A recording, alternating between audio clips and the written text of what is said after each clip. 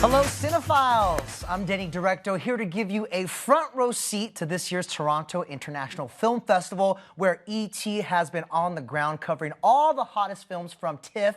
We're talking Hustlers Oscar buzz, emotional reactions to the Joker, and celebrity surprise run-ins on the red carpet. But first, let's actually head over to Toronto to E.T. Online's Ash Crossan with a look at her favorite moments so far. What's up, Ash?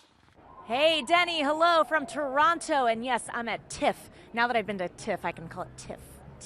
TIFF. That's what the cool kids call it. Anyway, it has been an insane 400 days at TIFF. I've been having such a good time. Just to set the scene a little bit here, obviously the street is closed behind me. That's kind of what they do. They lock it down. There are theaters everywhere and screenings just happening back to back to back simultaneously. Carpets happening. Oh, there's one over here. There's one over here. Which one we gonna cover? I don't know. Well, good thing we have myself and Kelty Knight here, and we've kind of covered the whole spectrum of TIFF here. So as I mentioned, I've been on back to back to back to back to back to back carpets, and it's pretty chaotic here. It doesn't work like a typical carpet. You kind of don't know where you're going to be stationed. You don't really know who's going to walk up to you. But we got Tom Hanks, and we are one of the very few that got Tom Hanks. And Tom Hanks loves E.T. We used to have lyrics to it. We made up bad lyrics that maybe you sing them around the office. Yeah. Well, here's the folks at Showbiz. Do. I also talked to the cast of Ford vs. Ferrari, and that's Matt Damon and Christian Bale. And the night before, I talked to Rob Pattinson. So that's multiple Batmen. Anyway, here's what Christian had to say. There are two Batmen here. We have Robert Pattinson here, and you're here as well. All the best to him. You know, I think he's an absolutely fantastic actor. Wonderful choice for Batman. Now, in between the carpets, I've managed to see the two films that I really, really wanted to see when I was here, and that's Taika Waititi's Jojo Rabbit and Rian Johnson's Knives Out, and I'm pleased to say they are both fantastic. I was a little bit nervous going into Jojo Rabbit because, you know, you think, Nazi satire, how's that going to go? And I don't know if it's going to quite land with everybody, but it doesn't shy away from those, you know, heart-wrenching moments. I know I cried during it, but it's super funny and heartwarming, and it really, really got me by the end. I think people are really going to like this movie. And then Rian Johnson's Knives Out is a murder mystery kind of whodunit movie, and it's written so well, and I can't wait to openly talk about this movie. Rian Johnson has done it. He's done it. He's the one who did it. Oh my God. There's a pun there. We'll find it. All right, that's going to be it from day 307 of TIFF. I'm going to go take a nap, I think. Denny, I think you can take it from here. Take it from TIFF. Take it from TIFF. Love you. I got it, Ash. I got it. Enjoy that nap. TIFF, TIFF, TIFF. Now, besides TIFF, the other word you're going to hear me say a lot is buzz, because Toronto International Film Festival is where many Oscar races begin, and there have been many, many films garnering attention this week, but there's one that has all of us ready to pull out our dollar bills, y'all. That's right. We've been anticipating the release of Hustlers for months, and now it's even getting Oscar buzz for the film's leading lady, J-Lo. These Wall Street guys, you see what they did to this country? They stole from everybody. Hardworking people lost everything. And not one of these douchebags went to jail. The game is rigged, and it does not reward people who play by the rules. It's like robbing a bank, except you get the keys. Are you in? I mean, guys, when I tell you I have my stacks ready, I mean it. I personally cannot wait to see this on the big screen. And also, the internet, they also can't wait. Look at the reactions so far, you guys, from people who got a chance to see the film. Mainly people are talking about J-Lo, and not just her looks and her talent, but her talent on the pole, because apparently there's an amazing single shot that has a lot of people shook. People are even saying that she could at least get a Golden Globe or an Oscar. I don't know. I haven't seen it yet. But two people who have been able to see the cast, including J-Lo, Constance Wu, Cardi B, Lizzo, and more in this film, Topher Roger and Marianne Bargain, E.T. Live's very own. You guys, congratulations, because you've seen the film already, and I'm dying to. Obviously, as I mentioned, a lot of people are excited for this movie. You've seen it. I just want to know your initial reactions to Hustlers. If I would have carried cash, I would have been throwing money at the screen. Right. We saw it together, and we were like... We were simultaneously living for every single moment of this. It was a smaller screening room with a quiet audience, and I think Marianne and I were making up for that with all of our noise. For sure. At certain points, we stood up, we applauded, we laughed, we cried. Right. The whole gamut of emotions were felt in Hustlers. And that's what I will say about press screenings in particular, right? Is that they tend to be quieter. So would you guys see this again when it releases with a big audience, an actual audience? 100%. I'm seeing it in like the Cinerama Dome. I'm like spending $20. I'm like, I need it as big as possible. Yeah, and I've said, Is like, it I want to see 4D? with a crowd that's maybe got a cocktail or two in them. Absolutely. That's going to be loud and, like, again, viscerally enjoying the experience of this. Like, you kind of feel like It'll you're be a on party. a pull in this, Yeah. and I want to feel that with everyone else. That makes me so excited, even more excited than I already am. But there is one scene in particular I know that you guys are talking about, everybody's talking about, and it's J-Lo's dance sequence. You're not even ready. I'm not. Like, There's no way anyone can prepare for it because it's that you see, I would say 98% of J-Lo. Okay. Like, And that's a lot of nothing's J-Lo. hidden. Okay. She doesn't hold One thing back, is and hidden. I don't know if she's allowed to hold back, but just we're seeing her practice some of the moves right now, but the athleticism that went into this specific part. It's incredible. Like, her body is a wonderland of I don't know what. It's jaw-dropping, and we both were ready to stand up at the end of this scene, which was her opening scene, and we both looked at each other like they could stop the film here. 100%. And it would still be award-winning.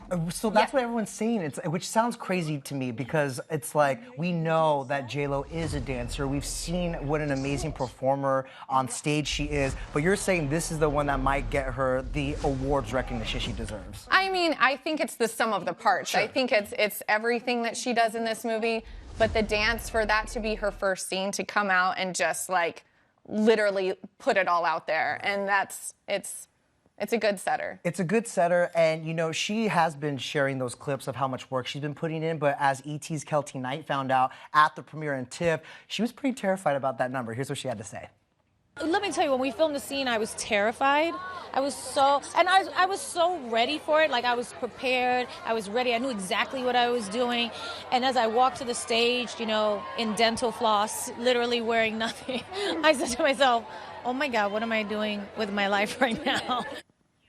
I mean, it looks like she didn't herself even realize the impact that this would have, and it sounds that it also paid off, though. Yeah, right? 100%. That worry. For sure. I've been saying it's really, I think, the best work she's done since 2002 when we had Made in Manhattan and Enough. Yeah. Like, she had such a great period of films up to that point, and it's kind of been a rocky road for Jennifer Lopez since then.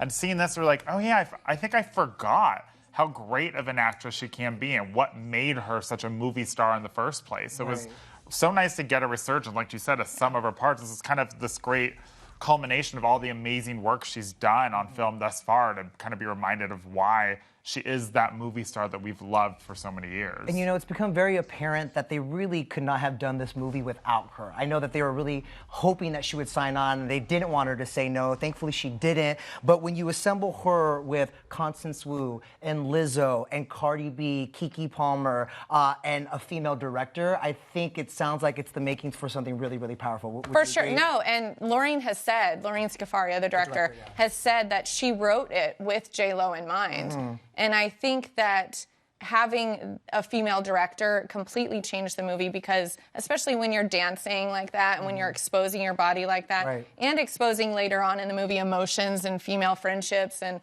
all of the things that they do in this movie, it would have been a totally different movie with a male behind the camera. It would have been from a much different perspective. For sure. Right? And there's no way you would have got that dance with a male director. I'm just saying it. I don't think so. It would have been, again, a different perspective, a different gaze, if you Right. will. Let's talk about the female friendships that you just mentioned, because Constance Wu also co-stars in this. How are these two together on screen? I thought they were incredible. Yeah. Their chemistry is palpable. There's some parts where it's almost like a sexual chemistry. You don't which I know didn't if they're expect. you don't And know I'm if that's are where they they're in going. love? Right. Is there a sexual feeling between them? Is it just a deep friendship? You can't really tell, but just you know there's something between the two of them, and it's just that kind of magic that you hope for on screen when you get a pair like this, and you don't often do. And it's one of the best female relationships I've seen on a big screen in a long time. So as much as J-Lo's incredible in this, I really have to speak to Constance Wu and how incredible she is.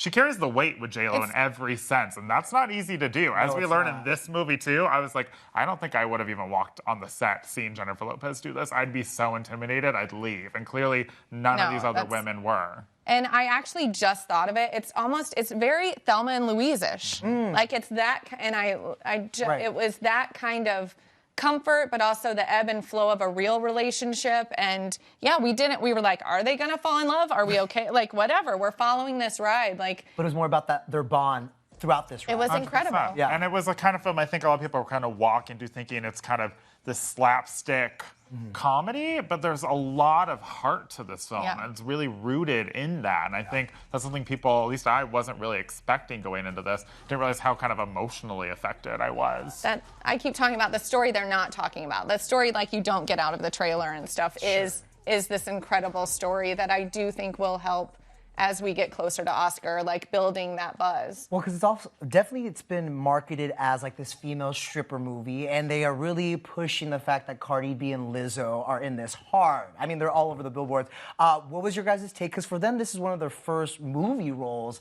You guys mentioned to me that you felt like they were scene stealers. Yeah, no, they're perfect. And like, Cardi has probably the tagline that people will be memorizing and quoting, and I'll let people see that. And Lizzo is perfect. She's Lizzo. She's everything you would want in her first movie. Like, the flute makes an appearance. Like, they very much played themselves. I mean, they're playing characters, Liz and Diamond, but they are very much playing themselves. I think they both went into this knowing they're not actors, but they clearly are having the time of their lives. And they're just being themselves and enjoying every moment of it. And honestly, if I'm seeing Cardi B and Lizzo in a movie, I just want to see Cardi B and Lizzo. Yeah. So they are just being Cardi B and Lizzo, living their best lives. And that's we cannot more than I can forget ask for. that Cardi, this is her place. world. She looks so comfortable. She is. We've all seen the Money video. I think that the Money video was probably her audition for Hustlers, because it's like she still got it. I'm sure she gave them tips. Like, it's not I mean, that's part of what she does in the movie. But. Now, I know Hustlers is actually based on real-life women. It's a real story. What are the chances we could get a sequel from this? Oh. I didn't even think about that. It's an amazing article. It's a 2015 article by Jessica Pressler, and it really is shocking. Once you see the movie, go back and read the article, or read the article, see the movie, and then read it again. We're seeing some of the real women now. Yeah, it really is. They followed this story very, very closely. I will say it's, you know, the story does come to a conclusion. That's not really spoiling anything. But these are women I would love to revisit. Like, I was sad that we're ending our time with them. Right. And there's no reason we couldn't spend more time with them. I would love to see it. A little Cardi B, Lizzo, like, you know, sequel with them. Like, Yeah, a spin-off movie. Hobbs and Shaw of our time. Ready for that. Exactly. We had enough Fast and Furious. I want more Hustlers. Yes, okay? please. Thank you guys so much. You have to come and watch with me, because I have not watched it yet. But thanks again, you guys. You know, TIFF, by the way, is a chance for fans to see their favorite stars up close and personal, but they're not the only ones who meet their idols. A-list actors end up running into their Hollywood pals, too. And as we had to break, celebs revealed to ET which TIFF run-ins had them starstruck. Who have you run into? Dakota Johnson, Renee Zellweger, who I worked with a long time ago, who I love and who I'm so excited to see, Judy. I ran into Beanie Feldstein. We're about to work together in the impeachment piece for Crime Story. So we just like hugged each other for 5 minutes straight, and it was like, this was worth coming out to this party that we didn't want to come to because we're so tired, and that was pretty great. So it's been a nice, wonderful thing.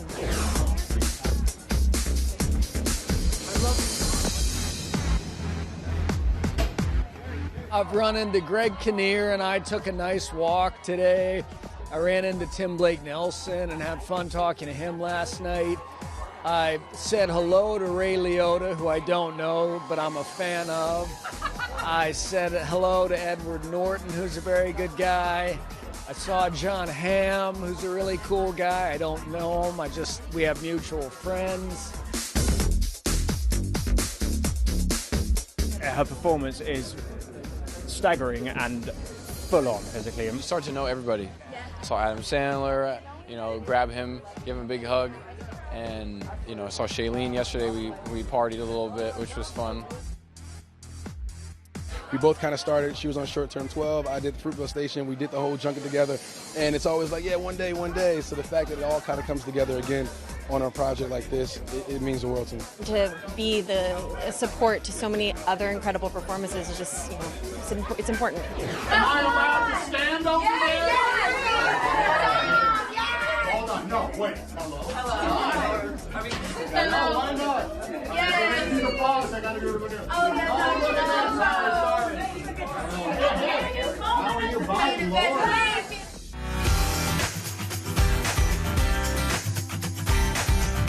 It's a beautiful day in this neighborhood, a beautiful day for a neighbor. Would you be mine? People used to say a lot of nasty things about me. Oh, this guy's a lunatic. Oh, look at that psycho. He's going to get us all killed. Everybody has their troubles. And I've had mine. How do you think that feels?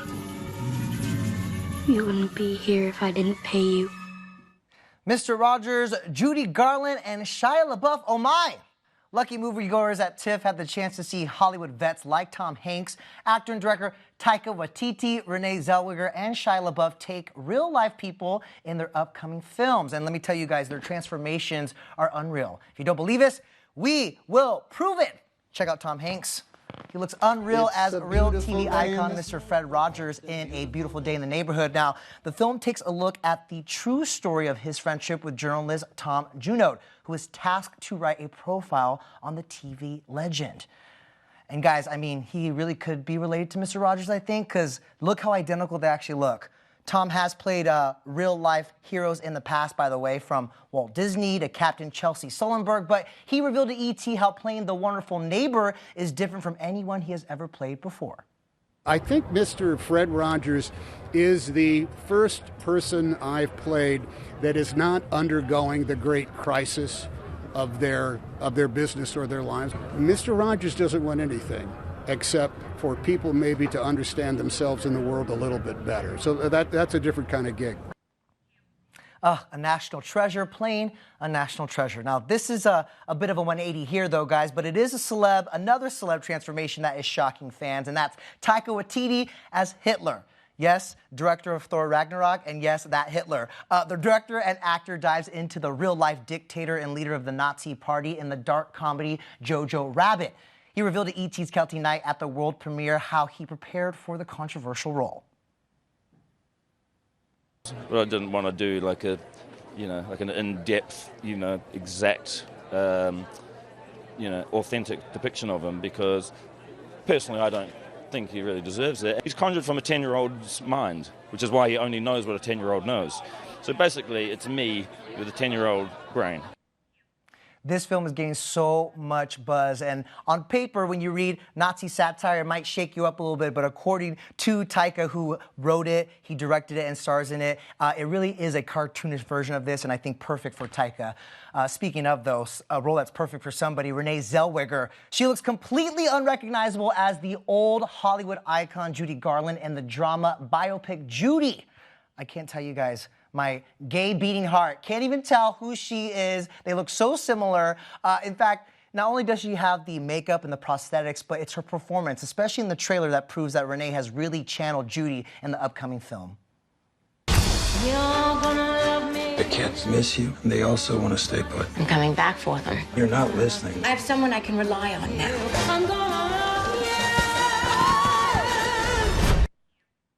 And finally, former Disney Channel star Shia LaBeouf wows audiences by portraying his real-life father in the autobiographical drama Honey Boy. There he is there as his dad. It's a bit uncanny if you ask me, considering the fact that Shia does not look like that. He does not have a receding hairline as far as I know yet. But again, it is just like the other films, a labor of love for Shia. Here's a photo of him and his real-life dad there. Honey Boy getting a lot of attention coming out of the Toronto International Film Festival, and we just can't wait for it. She told me I had a purpose. To bring laughter and joy to the world. Hey, stop them!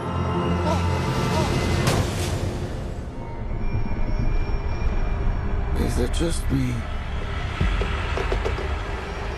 Or is it getting crazier out there?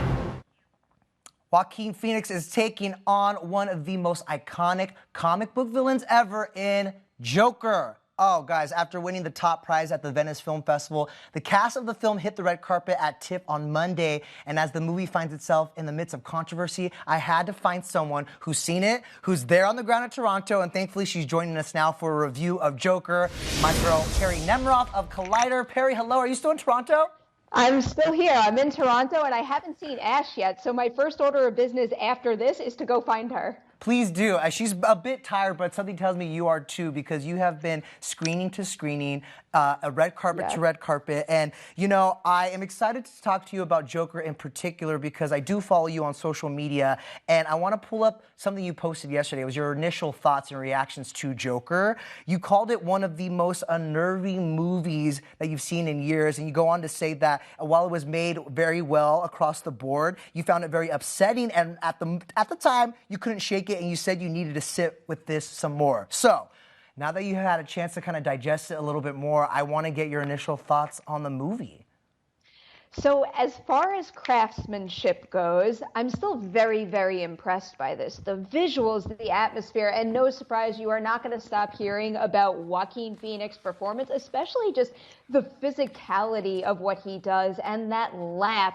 He is exceptional in this movie, but I still kind of hold on to how I felt last night. And to be completely honest, I woke up this morning a bit bummed. I still felt kind of sad about how this movie plays out. And that's not to say that that initial reaction makes it a bad movie, because it doesn't matter what movie we're talking about. We all have our own individual tastes. Some people like to walk out of a movie feeling happy and hopeful. Others, like me, actually like horror movies where you're kept up at night. And this is just the reaction I walked out of this movie with. Despite that craftsmanship, I don't really know if I like how I feel right now. I'm curious if you feel this way because obviously this film has been shrouded in a bit of controversy from what I've read. Namely, it's the fact that maybe it's bad timing, given the state of our country right now, to basically be showing a film about a lonely vigilante. And I'm wondering if that's why you had this visceral reaction. And if so, do you feel like that controversy is something that could impact the performance of this film at the box office?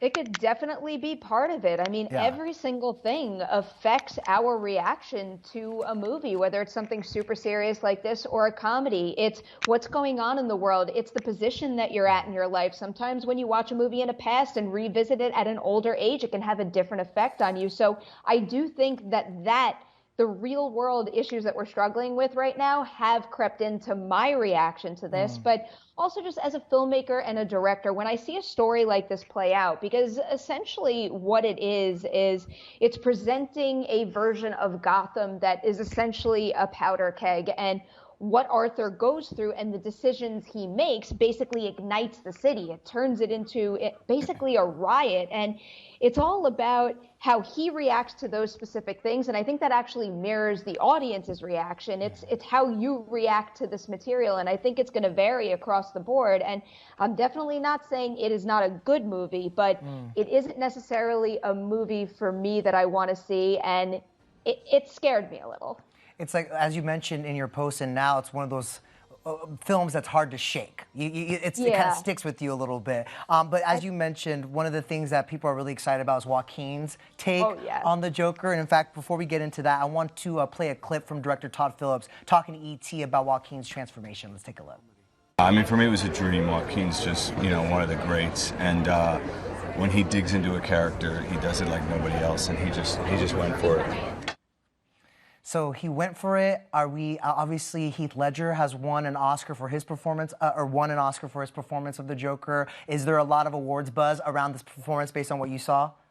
I think there is right now. It's so difficult to talk about this one because we're still on the cusp of everyone diving in and sharing their opinions. And there's no doubt in my mind that when this movie comes out and then well beyond it as we go through Oscar season, you're going to see a million and one think pieces on this movie. As far as Joaquin's Oscar chances go, I look at this performance and I do think he's worthy, especially after that Venice win. It does seem like this is going to be in the conversation, but I'm still very curious to see what the widespread response to this is going to be, because I think we're going to have mixed reactions across the board. Some people, maybe like me, who just weren't quite okay with where things ended up, and also the specific fact that Todd Phillips is a director.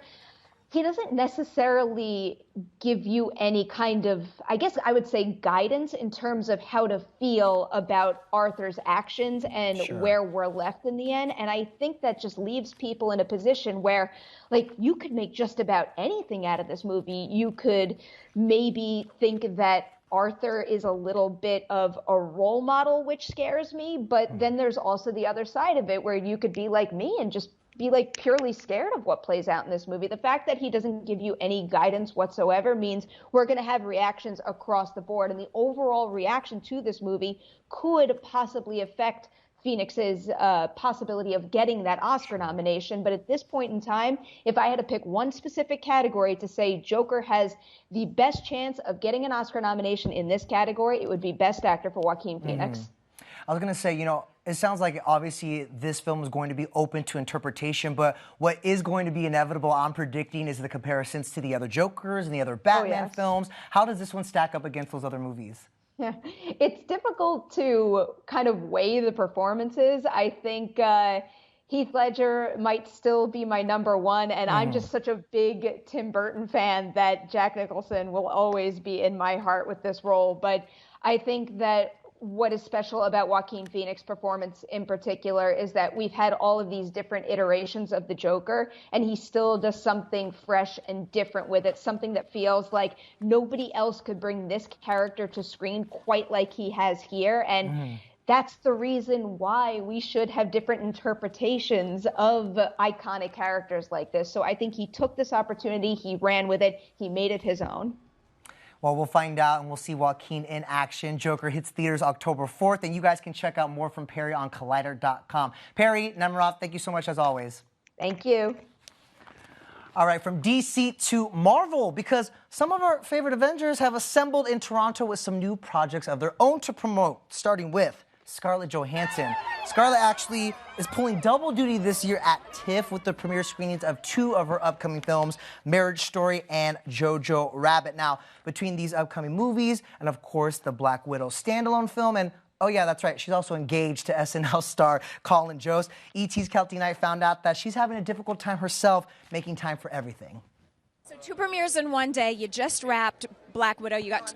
Yes. You're still making it? Yes. Okay, so you're still making Black Widow. 2 more films on the docket for the rest of the year. How on earth are we getting a wedding? I don't know. Can you help me out? You need a wedding planner? I will plan it. I'm an amazing on Pinterest. I already know what you should wear. Like, we're doing it. I love this story. Great. I'll see you there. In the meantime, she is gifting us with 2 amazing films. One of them, she actually co-stars with a fellow member of the Marvel family, Jojo Rabbit. She co-stars in that film with Taika Waititi. As I mentioned, he is the director of Thor Ragnarok. He'll be directing the upcoming Thor Love and Thunder. Now, he wrote the film, directs, and stars as Hitler, which, as we explained earlier, is an anti-hate satire, but it's kind of amazing if you guys want to check it out. He is in it with Miss ScarJo. Scarlett actually plays the mom to the young Nazi child in the film, which the film centers on, who is obsessed with Hitler, and he imagines this imaginary cartoonist version of the dictator played by Taika.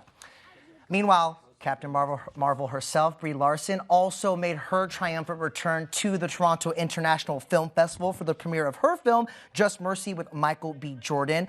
Brie actually brought her eventual Oscar-winning role in Room to the same festival in 2015. So again, I told you guys, TIFF is where a lot of Oscar campaigns began, and some of them, as Brie knows, are quite successful. And finally, Sebastian Stan, also at TIFF. He's also down in Toronto promoting his film Endings, Beginnings. Now, here's the thing, guys. He hit the red carpet, and it's hard to imagine Sebastian there without his buddy, Anthony Mackie, a.k.a. Falcon, okay? But he doesn't seem to mind, as Ash Crossan found out. It's kind of odd seeing you without Anthony Mackie these days. It's nice, isn't it? It's just, I'm like on a very different level of like calm. Like my heart's like, you know. He was here, though. Did you guys hang out? Oh, I know he was here. No, we missed each other, but you should ask what Jamie had to go through with him today. You know, look, no, I'm going to see him, though. I'm going to see him a lot. We got a long road ahead of us. He's not lying, y'all, okay? Sebastian, a.k.a. Bucky Barnes, and Anthony have been busy promoting their standalone series, The Falcon and the Winter Soldier, on Disney+. In fact, this is them at ET's Comic-Con suite. Their new series is expected to drop fall 2020, and the streaming service launches November 12th. All right, you guys, there is much, much more of our coverage from the Toronto International Film Festival. But first, before we head to break, let's take a quick look at the ladies of Hustlers looking fierce on the TIFF red carpet.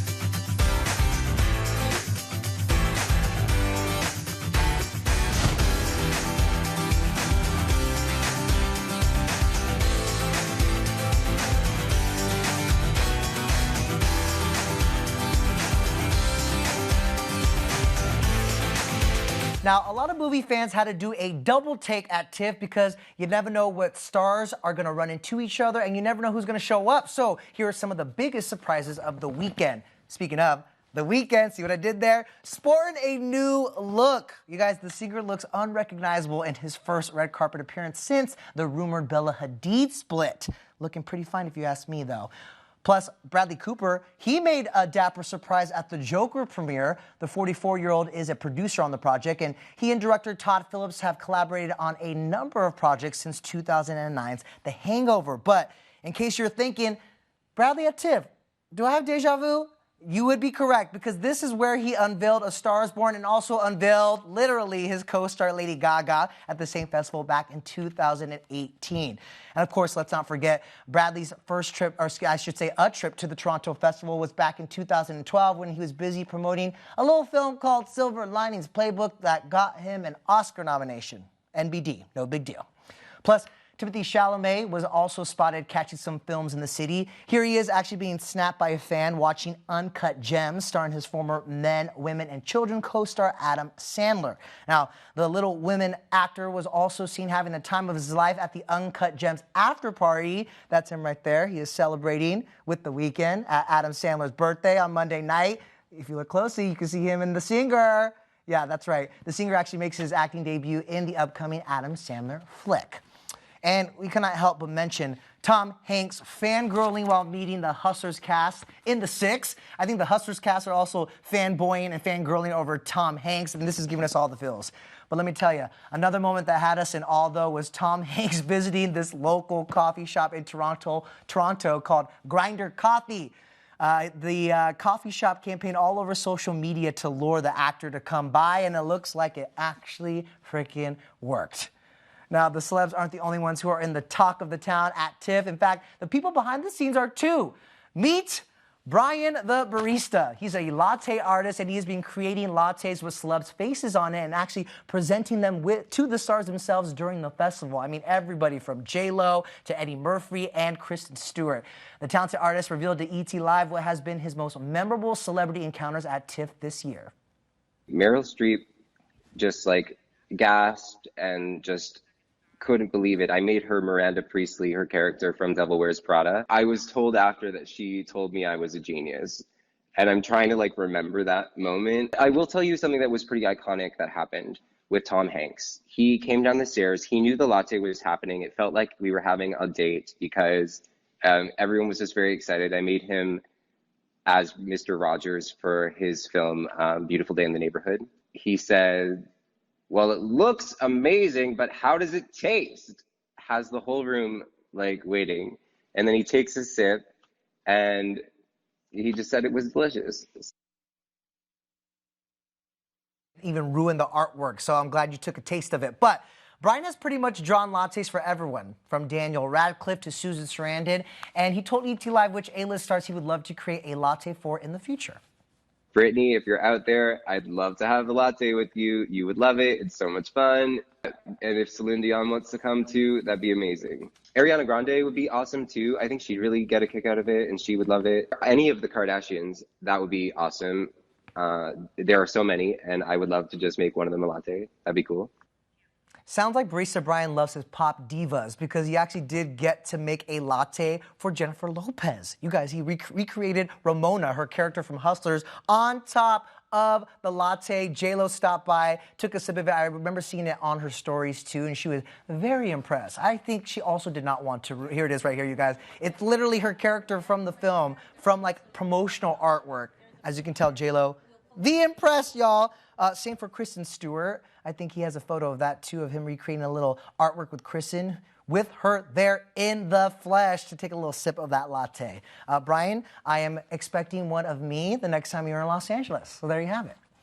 Guys, thanks so much for tuning in. Make sure to keep it here on ET Live and ET Online for more from TIFF and, of course, all your entertainment news updates.